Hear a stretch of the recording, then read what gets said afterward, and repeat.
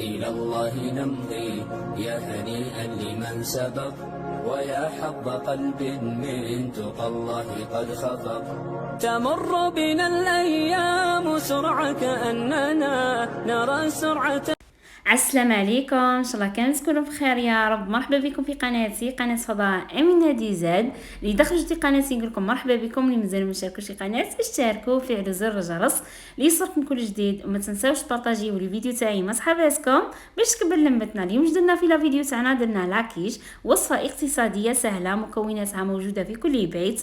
السر تاعها في العجينه تاعنا بدون زبده وبدون بيض. نروحوا للمقادير مباشره. واش درنا؟ عندي نصف كاس زيت، نصف كاس ماء، عندي ملعقه صغيره خميره الخبز، ملعقه صغيره سكر، عندي ملح لهنا نسيت ما حطيتوش في المقادير، بصح انا من بعد ضفتو كي حطينا نحضروا العجينه تاعنا.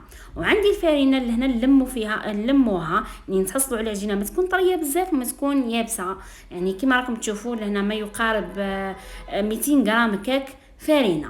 كما راكم تشوفوا نروحوا لطريقه التحضير. حطينا المكونات كلها مع بعضها ونضيف الفارينه تاعنا بشويه. كما راكم تشوفوا لميتها بالملعقه فقط، ولهنا حاولت نلمها ونخليها ترتاح. لهنا ما نعجنش العجينه تاعنا لان العجينه تاعنا تجي مبسه، تجي ما شاء الله. نخليها ترتاح هكاك مده ربع ساعه فقط باش نروح نحضر الحشو تاعنا. لهنا لا خاطر حطينا فيها الخميره لهنا باش تساعدها باش تجي شويه هشه، تجي طريه. لهنا نروحوا للحشو. واش عندنا فيه؟ حطيت شويه زيت، عندي بصله، عندي ثوم، عندي ملح، فلفل اسود، وعندي كميه من السرق. لهنا الحشو اختياري، لهنا كل واحد كيف يحب يحشي. انا لهنا حشيتها بهذه المكونات فقط، مع الاضافه مع البيض والفرماج فقط. لهنا كل واحد كيف يحب يحشي لاكيش تاعو. كما راكم تشوفون نحطوها على النار باش يذبل لنا السرق تاعنا ويولي ما كانش منه.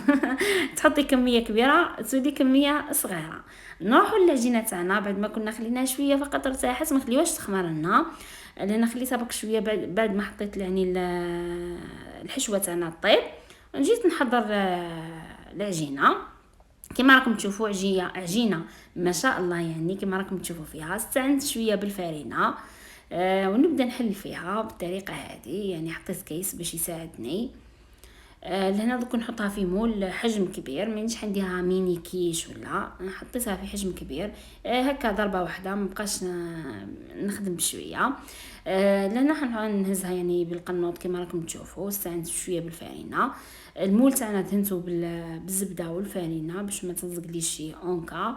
لنا ديما نديروا احتياطاتنا كما راكم تشوفوا. ونحاول نعدلها على السطح يعني ونعدل الحواف تاعها بهذه الطريقه، يعني بشويه فقط.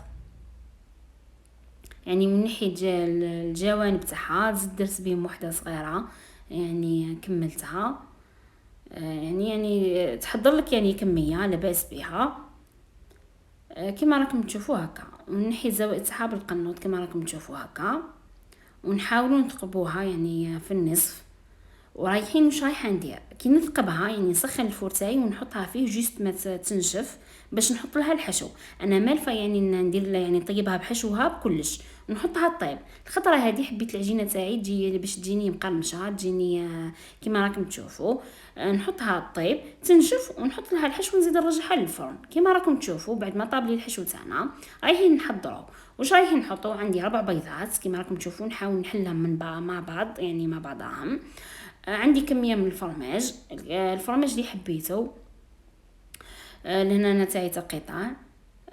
ونحاول يعني نحط كميه من الحليب. لهنا كي تعود عندك كريمه سائله حطي كريمه سائله، ما عنديش كريمه سائله تحط الحليب كما هنا. حطيت شويه فرماج ربي ورايحين نحطوا السرق تاعنا فقط.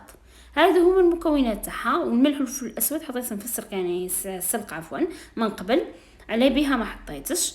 كما راكم تشوفوا نخلط المكونات تاعنا كل مع بعضها ونروح نحطوهم على لاكيش تاعنا. هذه هي لان العجينه تاعنا بعد ما نشفت مليح نروح نحط عليها الحشوه كما راكم تشوفوا.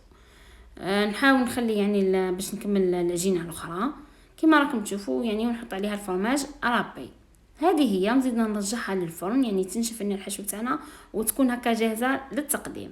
يعني كما قلت لكم، يعني جات لاكي جات ما شاء الله، عجبتني انا بالبزاف. يعني جاي رمضان تقدروا ديروها يعني كوصفه. يعني جات ما شاء الله كما راكم تشوفوا الجوانب تاعها كيفاه جاو.